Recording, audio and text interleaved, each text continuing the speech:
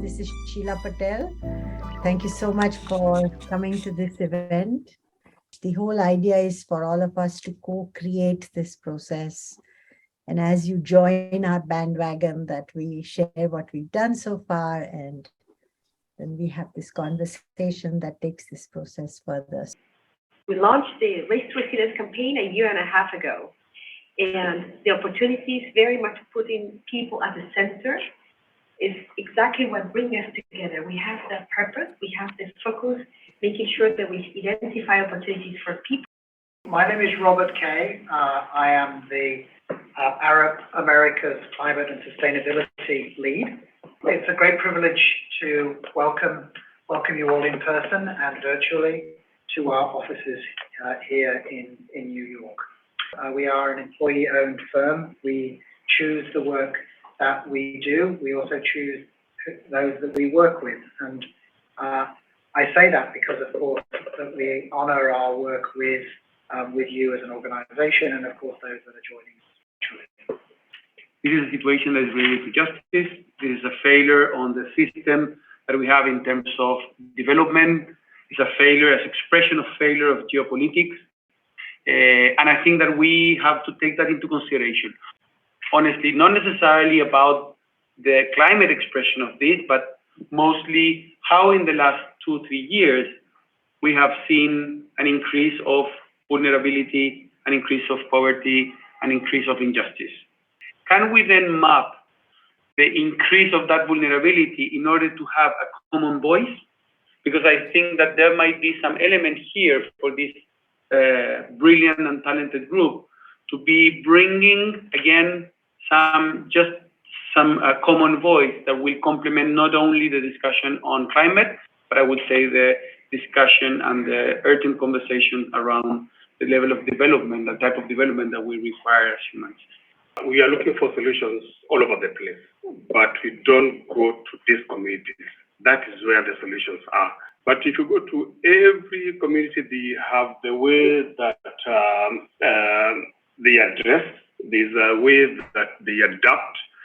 And the challenges has always been, how do you take whatever communities are doing in terms of adaptation and amplify?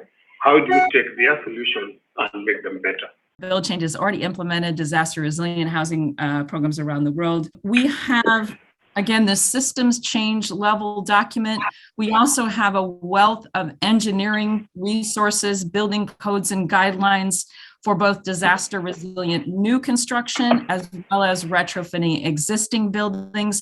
Again, focus on Asia, Latin America, and Caribbean, but many of the same resources can be applied in other areas. I'm Director of Programs at Resilience Rising, which is a NGO and consortium of NGOs, including the International Coalition of Sustainable Infrastructure, Resilience First, and a number of other partner organizations working together to build resilience globally.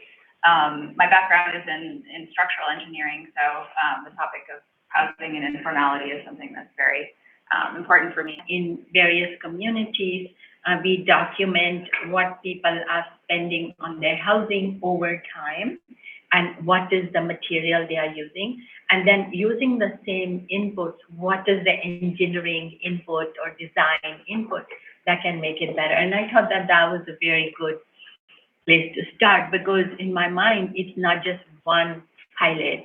It's gonna have to be many pilots responding to many different situations. To get to scale, the question is, how do we move beyond piloting processes and particular projects and sites to the scale of significant institutional reform that is required to change the way informality happens? Policy reform has to include this kind of co-development process where people on both sides are at the table redesigning planning beyond the post-colonial frameworks that countries and cities are working with now. We often talk about scale. I think here, scale is not about scaling a solution, because there isn't a single, silver bullet, but actually scaling an approach. As someone sort of who works in that research action interface is really where I think the research community plays a really important role in supporting that kind of peer-to-peer learning and knowledge management. And the latest report is that there may be as many as 1.2 billion climate migrants that we have to think of accommodating. So there's the existing settlement, and there are these new settlements that we have to prepare and plan for. To just give a kind of a larger picture, when we come to informal settlements and climate change, there are three levels that we need to consider. First, the level of the household, then the neighborhood of the neighborhood, then the city as a whole. So households in informal settlements face a higher risk from climate change because their health is more vulnerable. They're also more at risk to rising food prices. They have fewer assets to protect themselves during emergencies or to rebuild, and they take longer to recover from disasters. The homes of these households are less able to withstand climate change, and investment in improving them is often compromised by insecure tenure or by the threat of eviction. And the thing that I like about this gathering is this idea of bringing the concerns of these informal settlers to the municipalities so that they can be heard, so that they can become part of the process, so they can be counted as part of the stakeholders, even though they are invisible. And the ones that are even more invisible are the ones that are still not there, are the new informal settlements. And the people who are creating informal settlements, they must be brought in, as Jet was saying, into the planning process. So in terms of solution, is very much in trying to create local capacity at the community level, local capacity at the municipal level, to deal with these issues in simple terms, without complicated investments and complicated methodology. So what we're trying to do is create a tool, in this sense, an online tool for educating municipal officials at rapidly developing cities in the global south in trying to do this. All of us have worked for 40 years to change government policies, to bring more money to poor communities. And even today, 85 to 90% poor people living informally are designing, constructing, and financing their own homes. Most universities don't have design solutions that are universally available to them. And so through the roof over our heads, we who are working with grassroots movements, and more that we will invite, are encouraging people to do city-level pilots which produce knowledge, data, solutions that they know, and present it to universities, to governments, to private sectors in their own cities.